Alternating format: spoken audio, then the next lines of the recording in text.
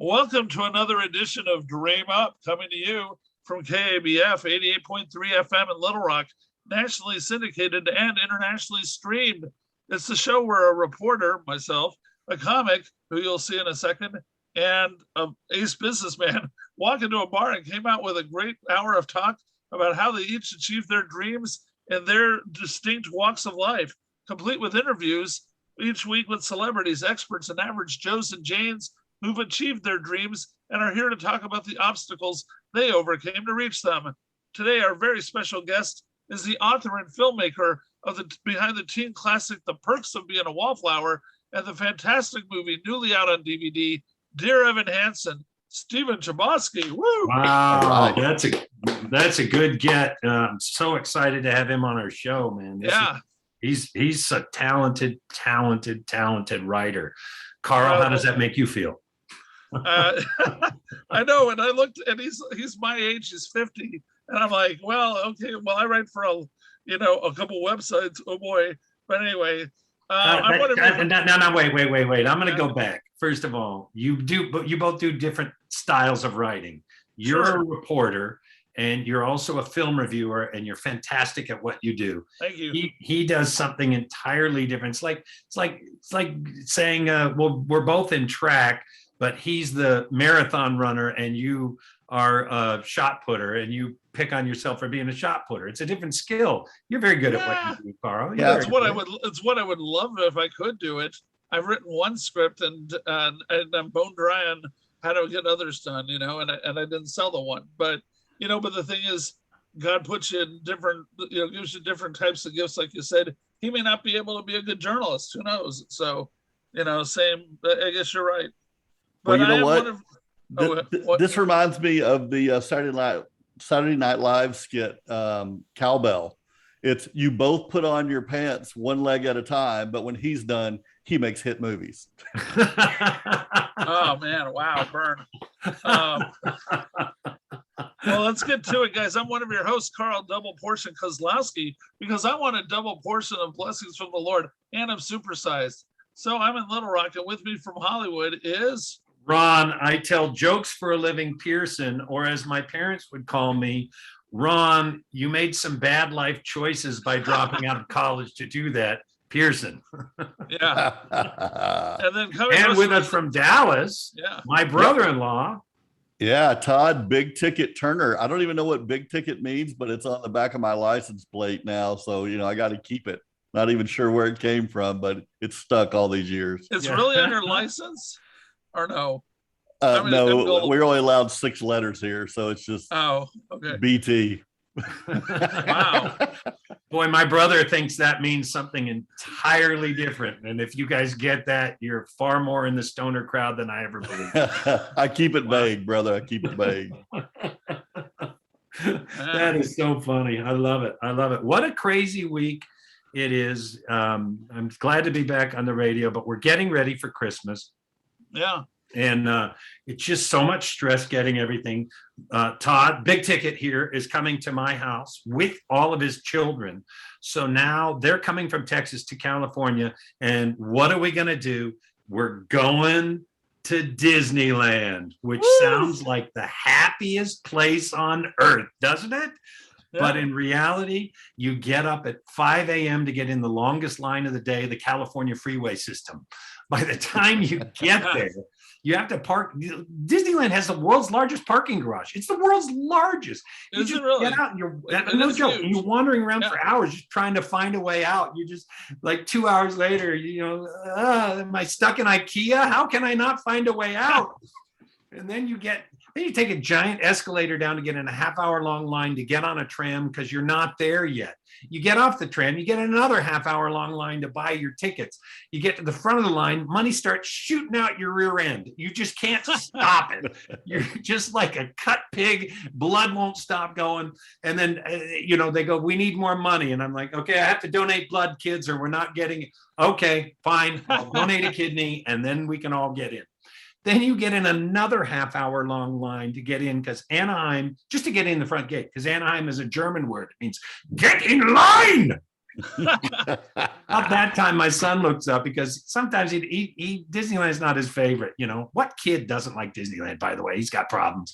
He looks up, Dad, I want to go home. I'm going to go.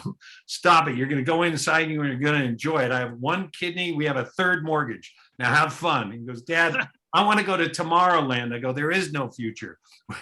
There is no future. We just spent You'll be lucky to get into public high school land at this rate. Yeah, that's wonderful. That's Disneyland. And yes. Can I say something?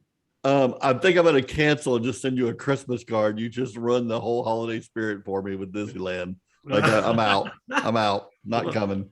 Well, Todd's kids always like to meet. I want to meet, his daughter. I want to meet the princesses. And it sounds so great because the princesses are all there, Belle, Jasmine, Aurora.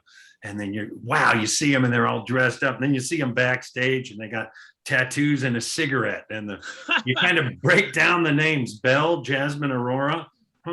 She's a girl whose stripping career really didn't work out now, did it? Yeah, no kidding. Right. Sometimes behind the facade, it's not the same. Yeah, don't look behind the curtain ever. Yeah, actually, we're big Disney fans, huge Disney fans, and I'm looking forward to going with you and the kids, Todd. We've done it before, and our two families, Carl, close out. We've done it a few times where we're the last people out of the park, and they have security kind of walking behind us.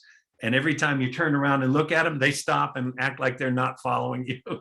And then you walk a few more feet and turn and look. It's really fun. It's sort of to blend the two themes. When you turn around and see Donald Duck with the cigarette in his mouth and pushing a broom to clean up the park, you've been there a little too long. Time to go home at 3 a.m. Yes, totally.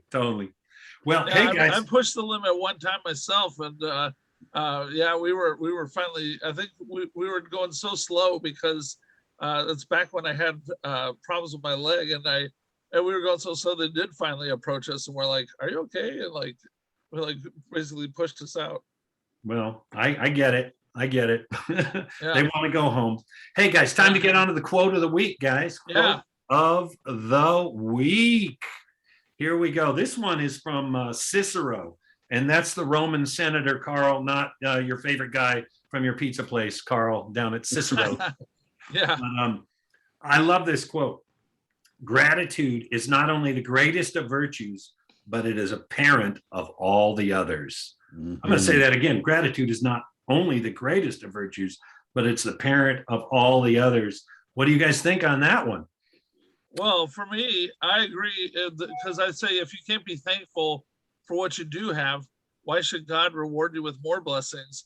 And if you have a grateful attitude for your life, that pays off by you're going to be kinder to others. You're happier in all things. It can help you pull out of bad emotional spirals on tough days.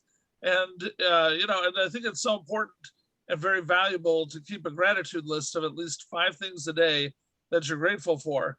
That's very specific. 5 things a day that you're grateful for. So give us an example of what those would be today, Carl. Oh, geez, today? Well, the fact that I'm getting to interview, I'm not just saying this, but getting to interview a guy who I'm a tremendous fan of. It's just a privilege to do this radio show.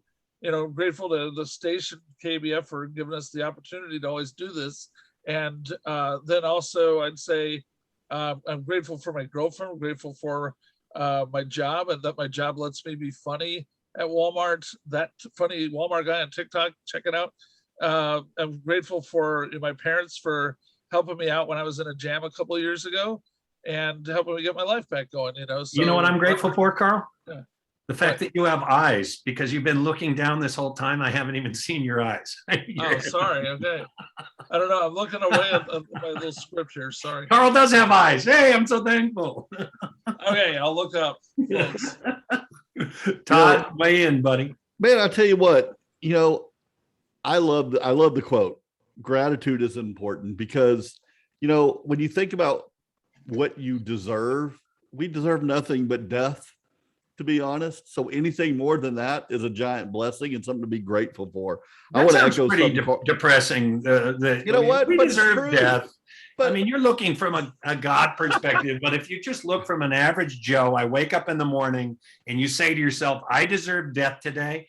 I don't think I'm going to accept that phrase, Todd. I Yeah, think that's not really the dream up phrase we're looking for. But it's true. Anything above that is a total blessing. I agree with Carl that, gratitude. Well, that's phrased differently. Anything above, but hold on, Ron. The gratitude is an effective antidote to any destructive emotion. It's what Carl just said, is the ideas of I'm not getting what I want, I deserve better.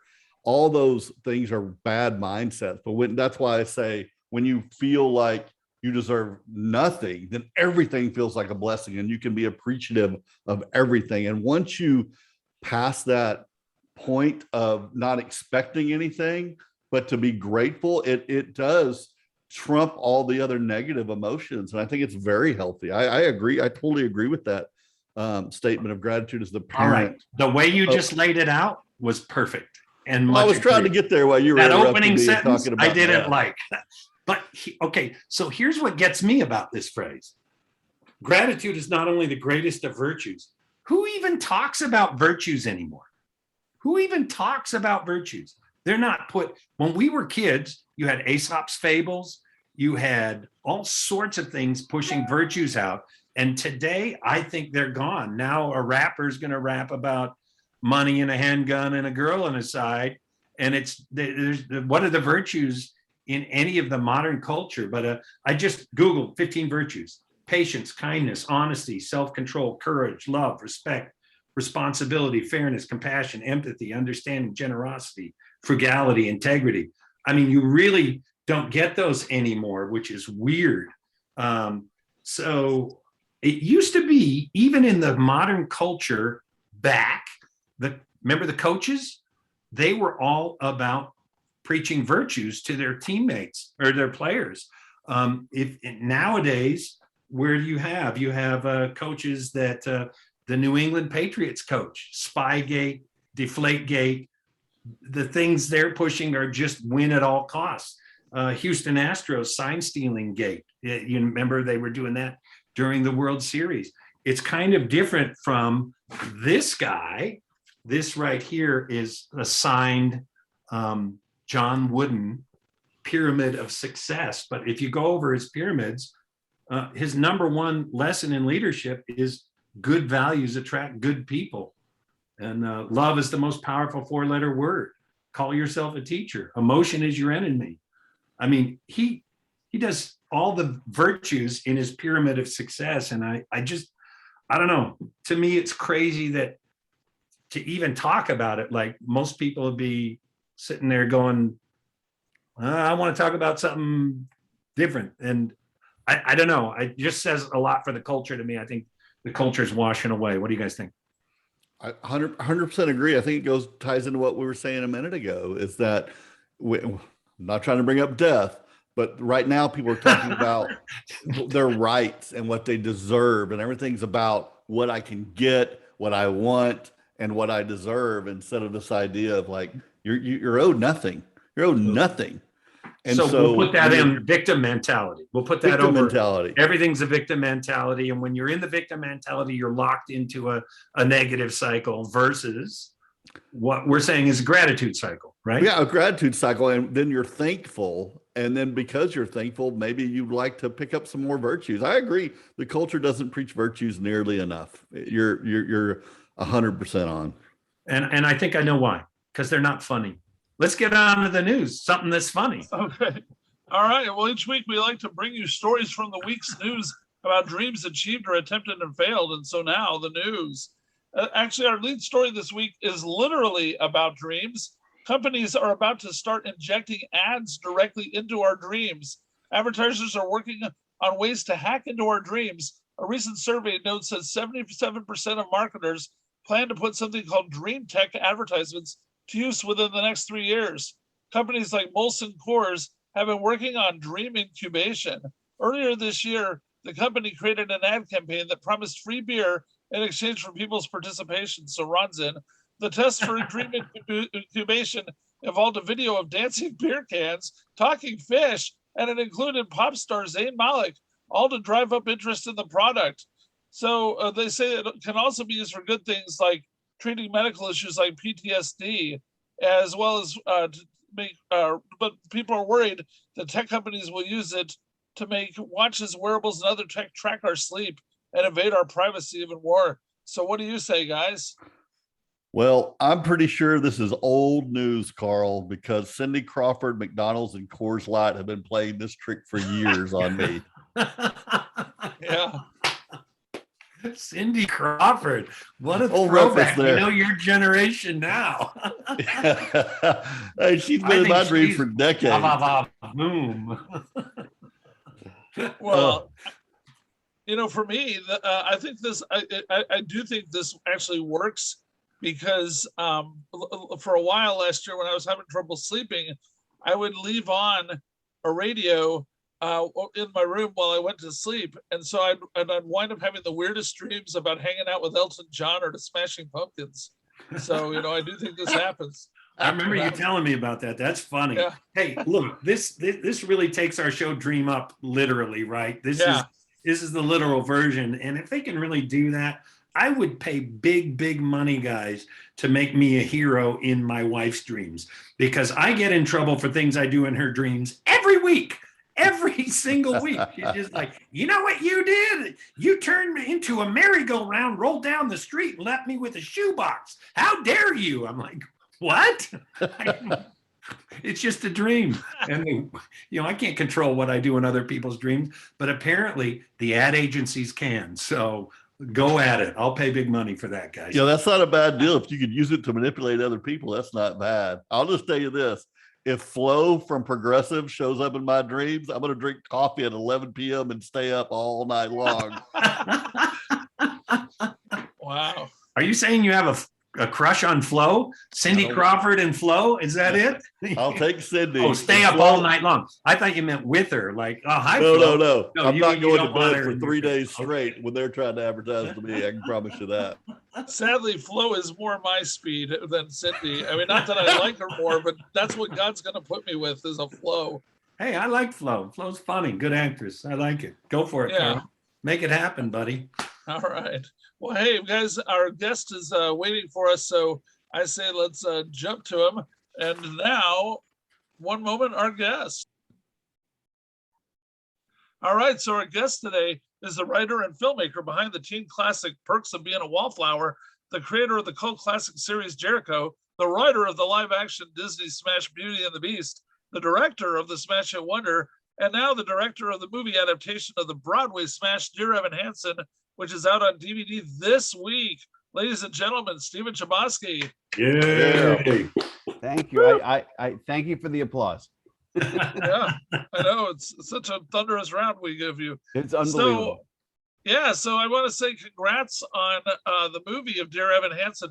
I saw it opening week in the theater, and I was really blown away because I did not know, I did not see the play, and I knew almost nothing. I knew that it was going to be about what the themes were about, that it was going to be about, you know, dealing with teen suicide and alienation and things like that. But that trailer, my God, it was like when I saw him start singing in the auditorium, you know, opening up about his emotions to the people, it just floored me. I almost sound like I sob all the time, but I mean, I told you a story before the show of crying during Poetic Justice, but I don't think I cried that hard since Poetic Justice. There was just something about it. So I wanted to know, how did it come about you got to direct this, since it was one you didn't write? Well, you know, as you mentioned Beauty and the Beast, I also did the screenplay for Rent. So I'd been around musicals. Okay. I've been around musicals for a while. I love them. I've loved them ever since I was, you know, probably the blondest villager of Anna Tevka in the history of the Fiddler on the Roof back in Pittsburgh.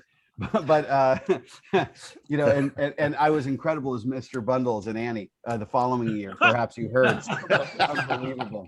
But so really, musicals is something I just loved them since I was a teenager, and I still remember going to Broadway for the very first time and seeing a show with my thespian troupe in the spring of 1988, and it was like, it was, you know, my first Broadway show was Starlight Express. Nice. And and I saw the original Chorus Line and Wow. the original that was still running, and Into the Woods and Les Mis, and it was incredible. So anyway, it's been in my blood a long time, and I've always been looking for a musical to direct.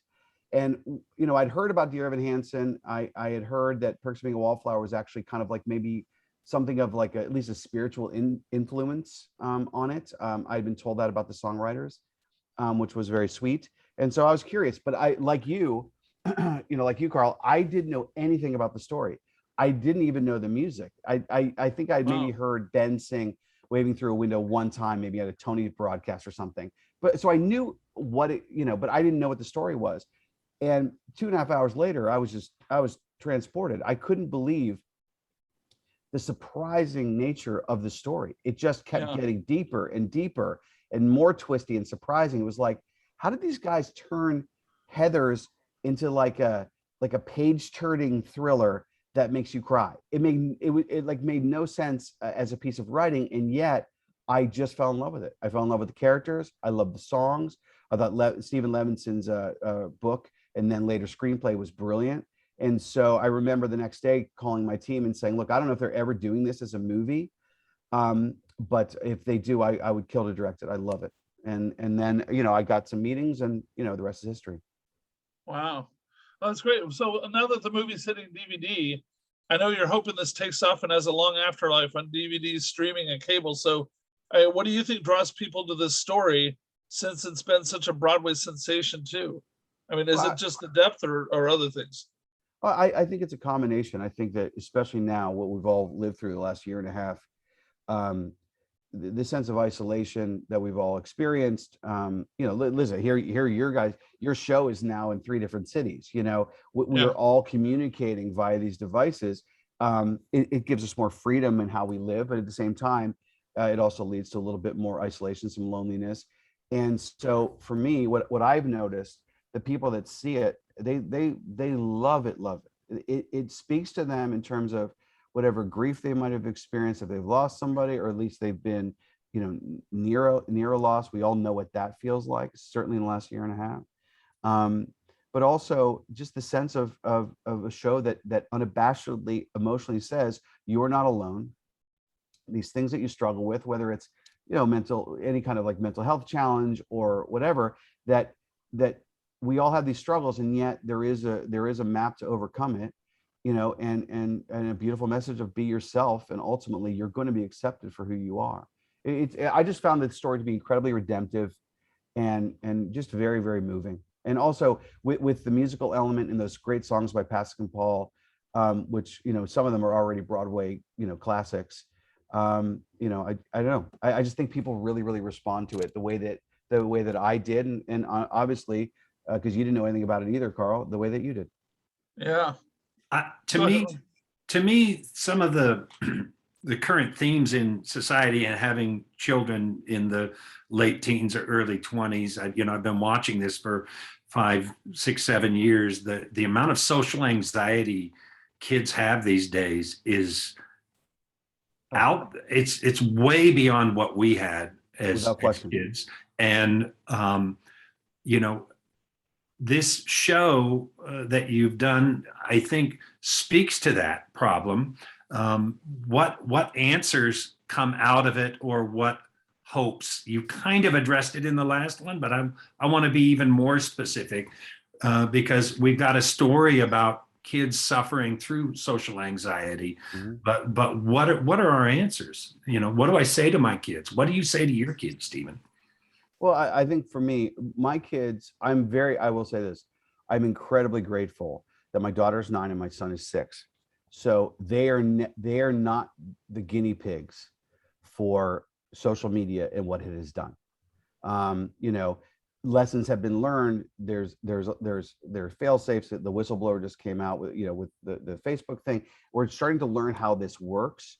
And we're also seeing in real time, and we all know that, we all, we just had Thanksgiving. We all knew it probably at the Thanksgiving table, how polarized people have become, even politically. It's weird. The tribalism has been very strange, and how deep it is.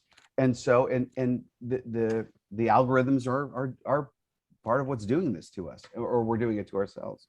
So what I do is I have a few things with the kids.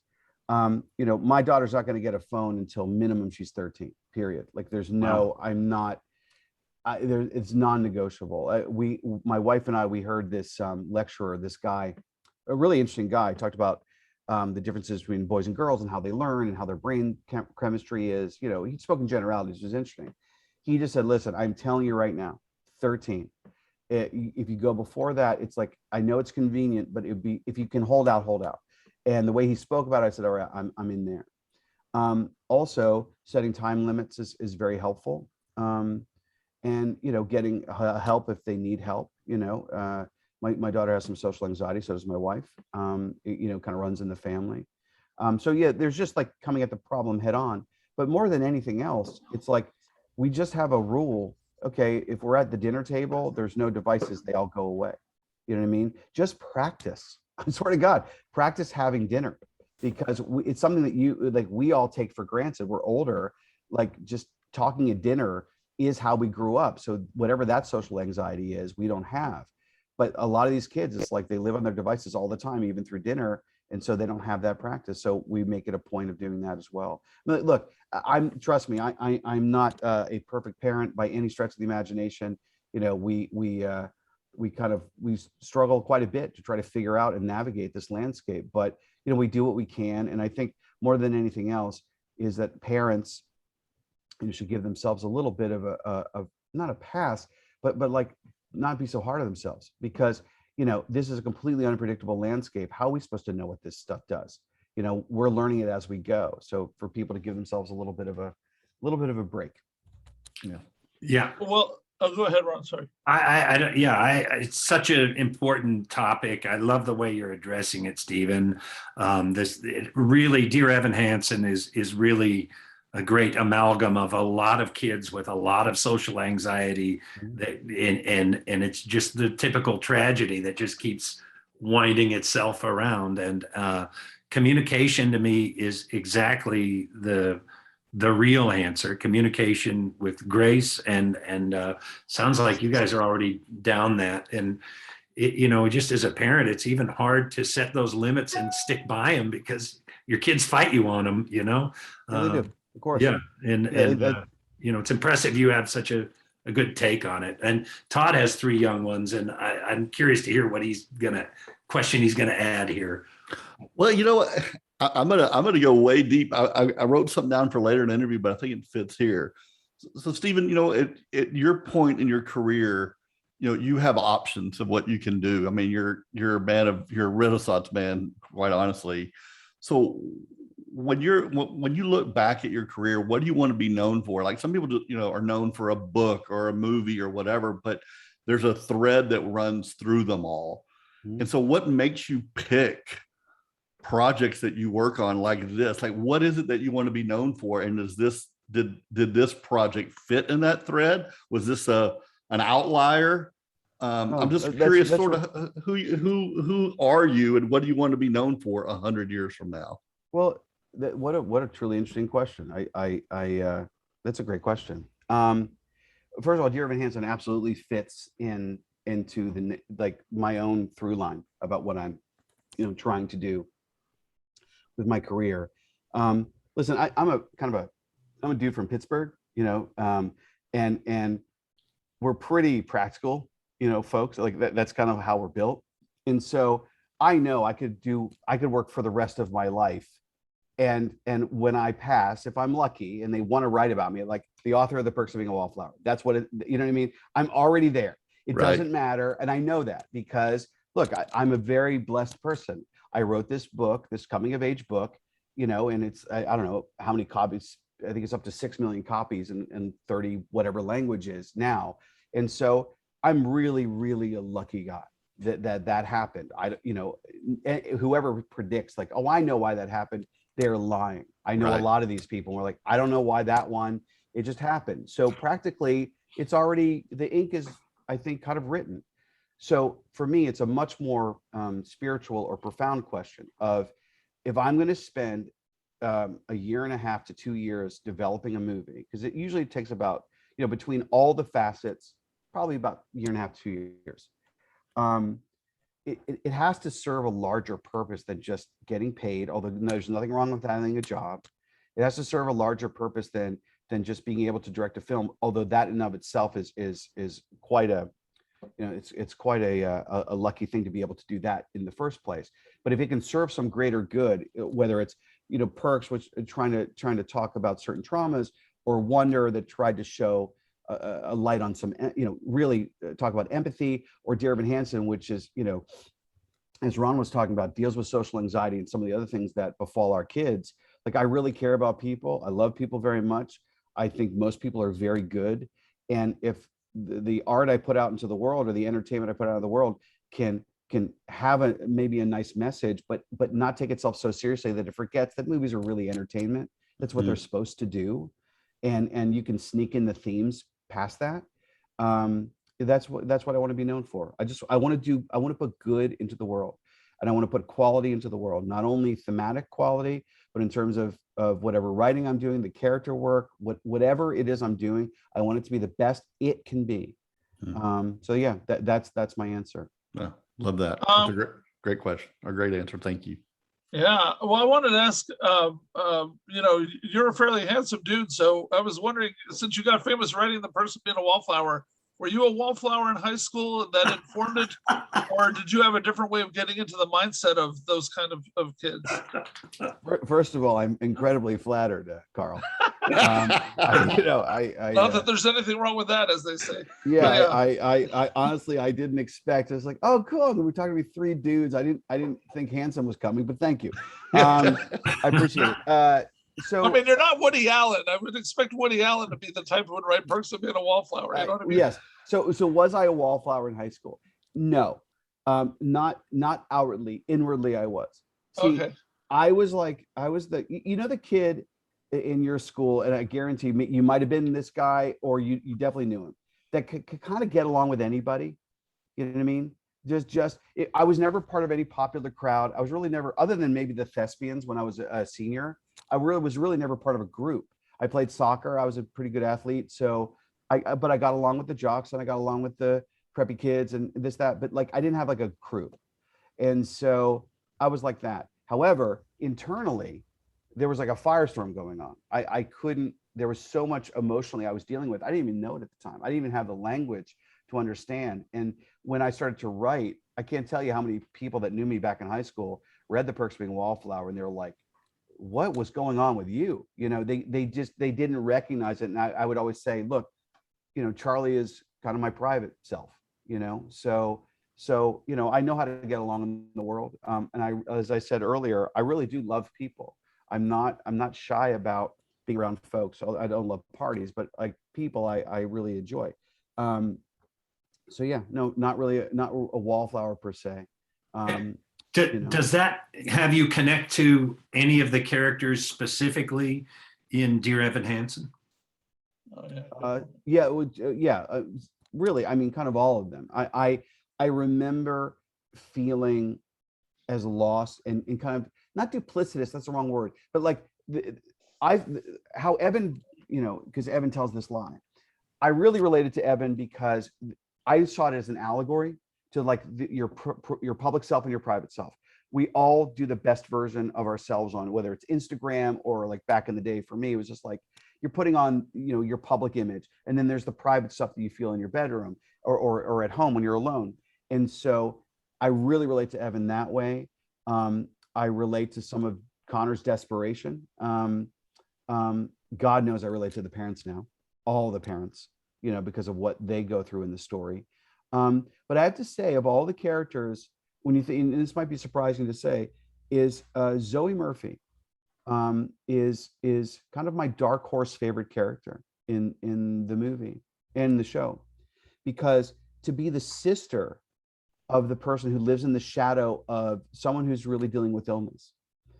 It's something that I dealt with Wonder.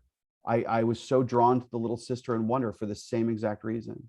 I have a little sister. I feel very, very close to her. My wife, her brother, God bless him, is quite schizophrenic. And she's actually taking care of him today. She's actually going to spend the next 6 hours on the phone with Medicare to get him re-signed up, because they have to do that. And I've seen how she has struggled to just kind of help him. And so Zoe Murphy, I'll always say that I relate to her the most, because whatever I was able to give through how I directed Caitlin, I didn't write the character, but whatever it is I brought, that was my little kind of like love letter to my wife. Same with Via in Wonder. And that was Caitlin Deaver, correct? Yeah, she's remarkable. So remarkable talent. I got to work with her on her sitcom for years, and there you go. Of course, known her since she was little, and such a fan. A fan. And she's so effortless with it too. Caitlin is like, I actually had a joke on set where I said, what is the opposite of a diva? It's a diva. And that's Caitlin Deaver. She just is. I mean, that I coined the phrase, you're a diva. That's funny. Yeah. Well, I love working with, I work on a lot of sitcoms, sure. Over 300 over the years. And wow. And that's fantastic. It is. I feel really, really blessed. But I get to work with a lot of these kids when they're young, and then they go on to have huge careers. And it's great to watch Caitlin take off and go, yep, I saw that coming, and she deserves it. And I get happy for these people. It's really a good thing to see when good people and talented people rise to the top, and it's beautiful. I want to take the interview kind of a left turn back to, you grew up in Pennsylvania. Your dad is a businessman. He was what kind of business? Yeah, he's retired now. He's 77. He's retired. But yeah, he was. Both of my parents, they grew up in Duquesne, which is really, when you think of Pittsburgh Steel, U.S. Steel, that was Duquesne. And Dad, he grew up in a little apartment with his brother and mom and dad up on Grand Avenue, which is like it's like if you want to imagine, like, other than San Francisco, the steepest street you've ever seen in your life, that is Grand Avenue in Pittsburgh. And so they were Steel Town kids. My mom, she was more in the burbsy part of it, but really modest, working class family. They were both wicked smart. They studied real hard. Mom went to Penn State. Dad went to Lehigh. My mother was, I'm very proud of her for this, kind of amazing. She was a math whiz, a math major at Penn State. And so, they worked their way through scholarship and loans and that kind of thing back in the 60s. But when she graduated, she was the original computer as we know it, hardware, software. Before that, IBM or whatever, they would build machines to do one thing. The idea of like having hardware and the software that did different functions, that was a brand new concept in the 60s. It was called System 360. And my mother was a software programmer in 1966. Wow. So until she gave birth to me in 1970. And then she took some time off. But then she did tax stuff for H&R Block. But my father, yes, absolutely. He got an accounting degree. Why? Because when he tried engineering in his freshman year at Lehigh, he told me in his final, he scored a 14. So it was time to switch. He became an accountant for Price Waterhouse, and then later got into steel. And then at the height, he, kind of rose through the ranks and worked really hard. And there was a company, it's gone now, but it was called Wheeling Pittsburgh Steel. And he was the chief financial officer at the end of his tenure there. And they're really, ironically though, my mother wanted to be an actress and my father wanted to be a writer, and they never told us. And then later, when my sister, who was an actress, now is a writer, her show Joe Pickett premieres on Saturday. Wow. We actually followed in their invisible footsteps. We had no idea that's what they wanted to do until they told us, yeah, you did exactly what we wanted to do. Wow. But they never pressured us. It was kind of remarkable. I know I have something I want to say, but go ahead, Todd. Oh, I do too. All right, so this is a perfect segue into my question. And this feels like a softball question, but I really want you to dig into it. Okay. And I was going to ask you this. I was going to have you talk to me about the power of reading and the power of writing and what you were doing to encourage your kids, because they're almost at that age, not necessarily for a career, but just for life. And then wondered what your parents poured into you. They may have had a secret plan of what they want to do with their lives, but did they encourage the arts? Do they encourage reading? Do they encourage writing? And what are you doing with that? Well, in a very interesting way, my parents, I'm actually followed in their footsteps this way. If they encouraged me, it was completely invisible. My father said, and I remember when I was back in film school, because that's a pretty risky, hey, I'm a kid from Pittsburgh, I'm gonna go off to LA and do film school and I have no plan B. Like not every parent's dream is to hear that. But my father always said, like, look, it's your life, you live it, and I want to put you through school. That's a promise I made to myself when I was a kid. That's what he told me. But your life is yours to live. And so it wasn't like they encouraged us actively. They just didn't limit us. You know what I mean? They to be perfectly honest, I mean, if I think back to the movies I was allowed to watch when I was like 11, like, I'm surprised that social services didn't burst down the door.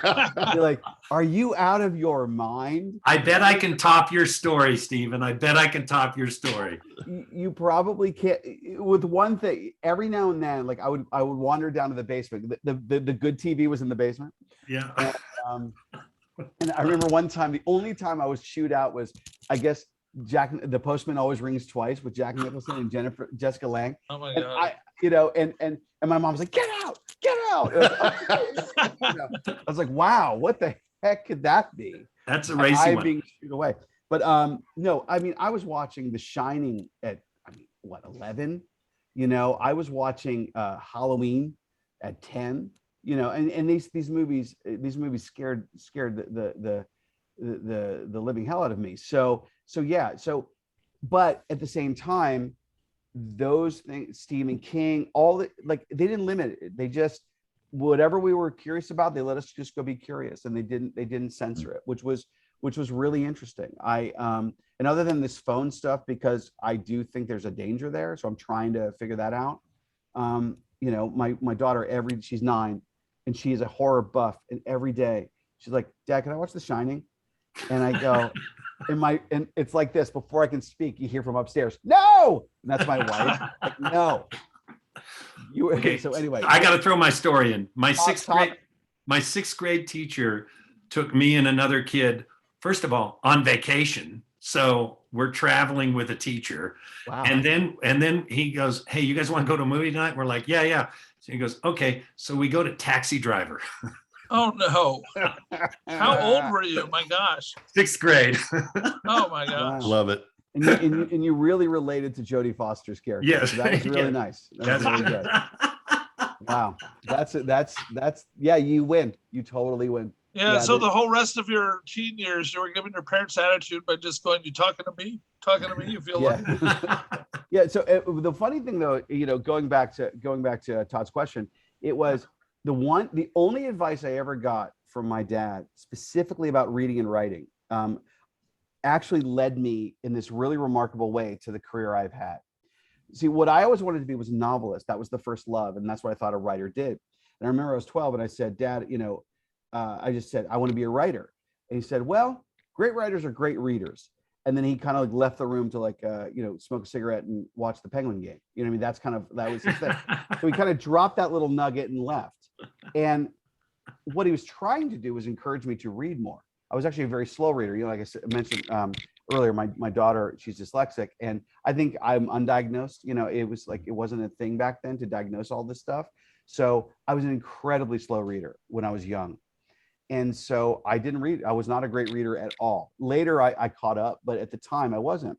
So when my dad said, great writers are great readers, I went, huh. I didn't take it as advice. I took it as a rule. Like, oh, I was like, that's a shame. I guess I don't get to be a novelist. Oh, well, I said, well, I watch movies all the time. I guess I read movies. Okay, I'll write movies then. And so that is why, if he had not said that, I would probably be a college professor somewhere working on my 10th novel. That is my guess. And as it turned out, by encouraging me without even knowing it to follow cinema, all of my, because I never took a novel writing class. I've written 2 of them now. I've never taken a novel writing class. All of my training as a writer is for the screen. So all the other stuff is instinctive. And so that's what led to this strange, some of the stylistic things that I do for Perks and for Imaginary Friend, my second book, all come from cinema training. And I'm not trying to be tricky. It just happened. So no, that's really, to answer your real question, that's it. That's the best advice I ever got, partly because I completely misunderstood the advice. Wow. Well, one thing that I find fascinating is there's lots of people have their books adapted into movies. Many get to write the adaptation, many don't also, but how you went from being, I don't think you'd ever directed a movie before, certainly not a feature that I'm aware of, and they handed you the keys to directing, person being a Wallflower also. How did you pull that off? Did you just have so much say and clout because it was such a monster hit, or was it something else? Well, I mean, they gave me the keys because I never sold them the keys. You know what I mean? Like I sold them the car, but I kept the keys. You know, it was kind of like, you know, and I mean, I don't mean that in a cheeky way. Basically, sure. I had the book. There were many offers over the years. I would never sell it, and because I knew that if I went through the traditional development with this, with such a delicate book with perks, that I would never survive. There's no way. I knew enough to say, no, you hold this one, don't worry. So after Jericho, you know, I had some money, and I took myself off the grid basically for a year and a half, and I worked on that screenplay. And there was a lot of other things. I met my wife then. I quit smoking cigarettes. Like basically, I was trying to right the ship because Jericho was a really, really tough experience.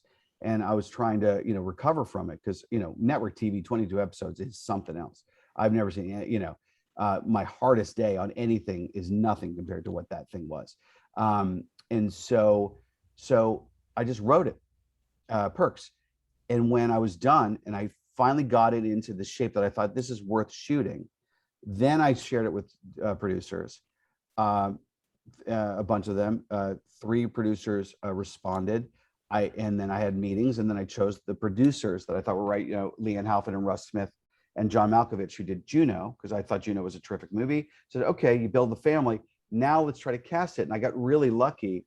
The fact that Logan Lerman and Emma Watson both were perfect for their parts, and they both were part of these franchises. Like Percy Jackson was a really big book series, and the movie that Chris Columbus made was really successful.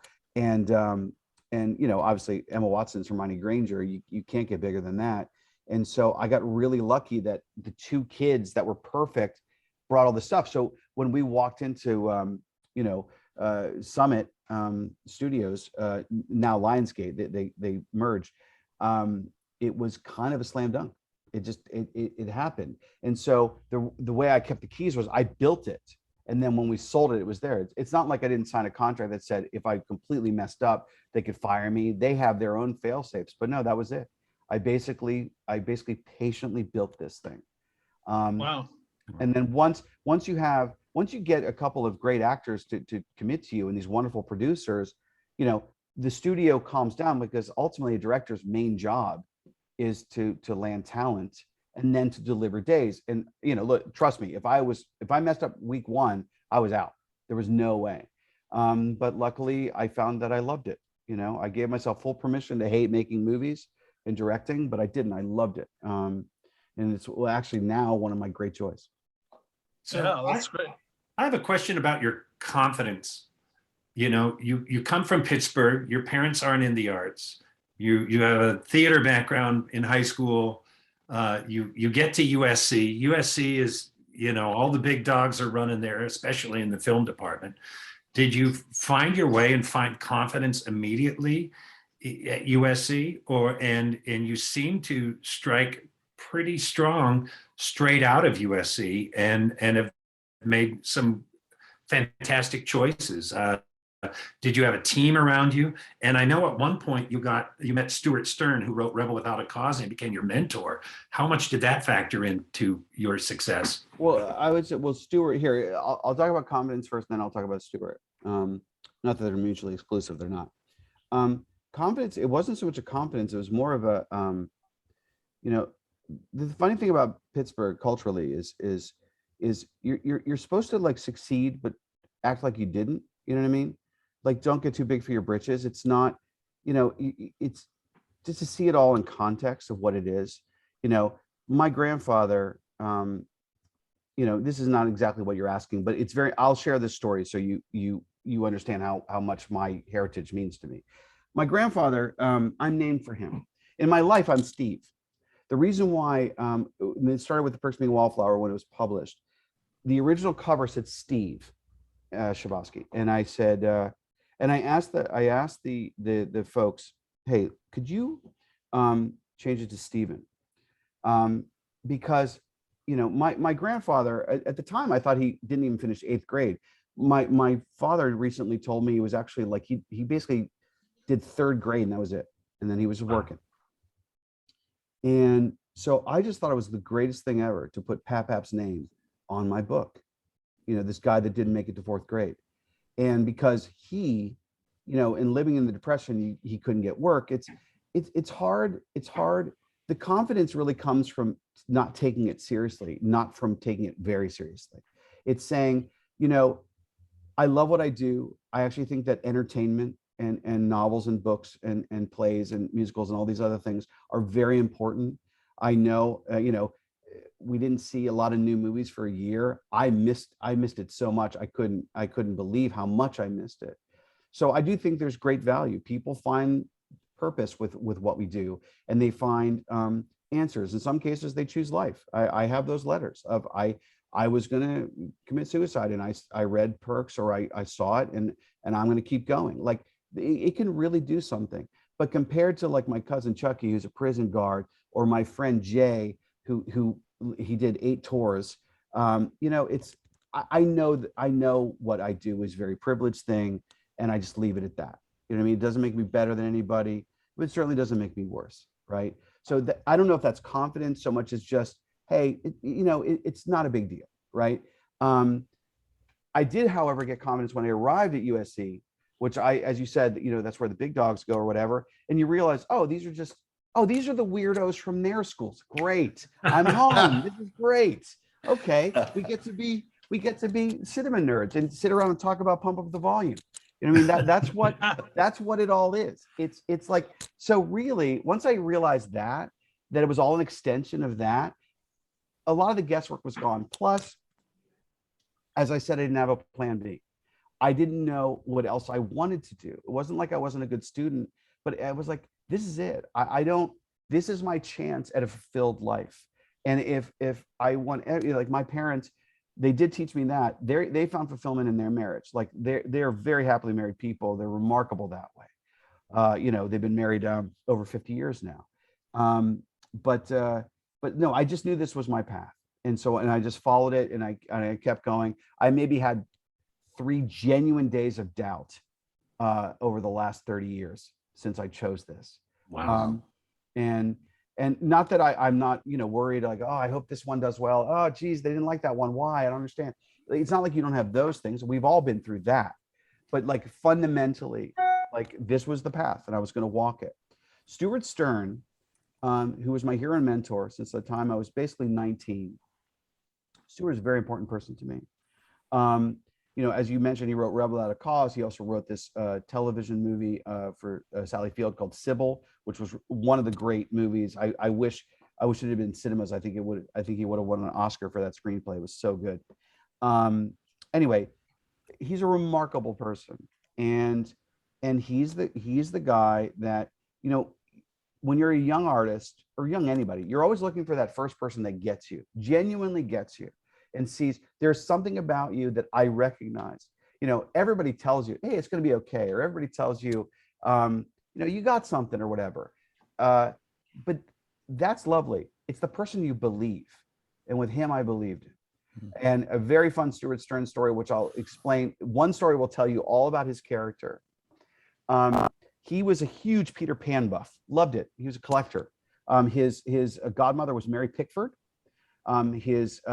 He came from Hollywood royalty on his mother's side. His uncle owned a studio. Like these were, he came from a really cool family. And so Peter Pan was his thing. And when he was 80 years old, he was living in Seattle at the time. A theater company heard about him. They were bringing the musical to town, right? Little local production, not a big fancy one, like a little local one. And they looked at his stuff and said, oh, Mr. Stern, we would love to use your material for our program, but we're a little theater. We don't have a lot of money. What can we do? And what do you want? He says, I want 5 minutes of airtime. basically, the cable where Peter Pan flies around? Yeah. Stewart at the age of 80 wanted to fly. That's what he wanted to do. Wow. And once they figured it out with the insurance, the man flew for a half an hour for his materials. He was that beautiful of a soul. Wow. When he passed away, it was a huge loss. And yeah, I'm actually getting choked up even thinking about it. He's a great person, truly great person. Wow. Hey, we're running out of time in a couple minutes, but I got one question that is way different than the rest of these, but I think it would be interesting. You created or were one of the creators of Jericho, which was about what happens to a small town called Jericho in the middle of America after nuclear war hits. And, and they're dealing with all sorts of things, of society and nuclear radiation and things like that. I was just wondering, with in the news these days lately, with China is testing hypersonic nuclear missiles, Russia is supposedly getting them ready. Just wondering what your thoughts are. Like, do you feel like, holy cow, this is too scary for words, or do you feel like your show's more timely than ever? Any thoughts like that, or maybe something different? Well, I feel that I for whatever reason, I'm actually personally, maybe this is naive of me, I don't know. I'm personally far more concerned with the cyber attack stuff, because that's where we really, that's a very vulnerable underbelly to all of our lives. It's where all our money lives, all those things. And you can do it without even knowing who's doing it. So that's what keeps me up at night. It's not because with the nuclear stuff, it's because where the launch was, or things can be traced. It's I do believe, even if people hate us, there is a self-preservation to it, and if we can all annihilate each other in a weird way, I hope that much like what the Cold War was, that it just keeps itself at bay. No, the cyber stuff is what I think about. I've watched many documentaries, probably too many, about where all that's going, and all I can say is I really hope that we get quantum programming first. Wow. Stephen, as we wrap up, I got this a two-part question. Okay. What makes you a good writer? Not what you produce, but what makes you a good writer that differentiates you from others? And what muscle have you not flexed yet that you want to try? Like, what project, what have you not done that you want to do? Or what is it that you think you need to improve on to get to the next level? It's a great question. I would say, in terms of what distinguishes me as a writer, I know I've talked about Pittsburgh a lot, which I wasn't planning on doing, but I kind of think it's how I was raised. You see, I'm a very emotional person, and I was from day one. So much so that my Steeltown parents, from time to time, were like, "What do I do with this kid? I don't know where did he come from? I don't understand." Because they're just like the Pittsburgh. I don't know what the official Pittsburgh slogan is, but it should be "Walk it off." Do you know what I'm saying? Like, that's just walk it off. It doesn't. Come on, let's That's go. funny. So here I am, this really emotional kid, raised not only by my parents, but by my community, to walk it off. And yet what I found was, like, I keep walking, it's just not coming off. I don't know why, it's just not working for me. And so what I learned, because so much was unspoken culturally there, but that it's like, I always found it interesting. All this love, all this, people have all these experiences, and we talk about like the smallest fraction of them. And I was fascinated by people. It created an empathy. I consider myself an empath. And so I understand the emotion, and I understand the desire to hide it very, very well. And so that push-pull is the cornerstone of my work. It's like I wrote a line in Perks Being Wallflower that I still think it's the best sentence I've ever written, which is, "We accept the love we think we deserve." And just the simplicity of it, that I always felt like, if you're going to write anything that's worth saying, you have to say it in a way that anybody can understand it.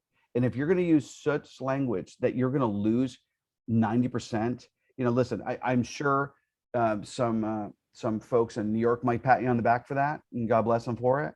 But like, to me, that's not interesting. There is no elite. It's like we're all God's children. You know what I mean? We all deserve respect.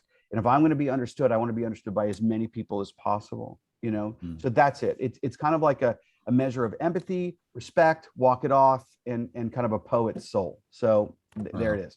Plus, I love the Steelers. I know that you love the Cowboys. We can still be friends. So, sorry. Go Chargers. So I just want to say thank you for taking the time to talk to us today. Oh, sure, of course. Out of time, unfortunately, but we want to encourage everybody to check out the amazing movie Dear Evan Hansen on DVD and all the streaming services. It's out now, started September 7th, and December 7th. What am I saying?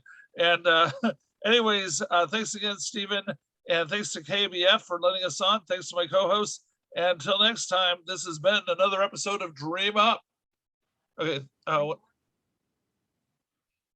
Yeah, in terms of Todd's second question, in terms of like what I want to do next or how to stretch myself, I've already started to do it. I wrote my novel, Imaginary Friend, which was a horror novel. It has some of the same heart and a lot of other things. Actually, kind of a secret sibling to The Perks of Being a Wallflower.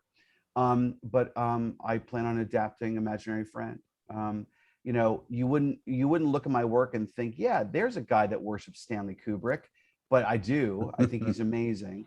And I, as a film buff and as a book buff, what I want to do for the rest of my career is find those genres that I really love, growing up, and just trying to do my version of that, whether it's horror or it's film noir. I just did a musical. I'm always looking for thematic relevance. Like I said, I want it to serve the greater good, but at the same time, there's nothing wrong with a film nerd having fun, which is what I intend to do.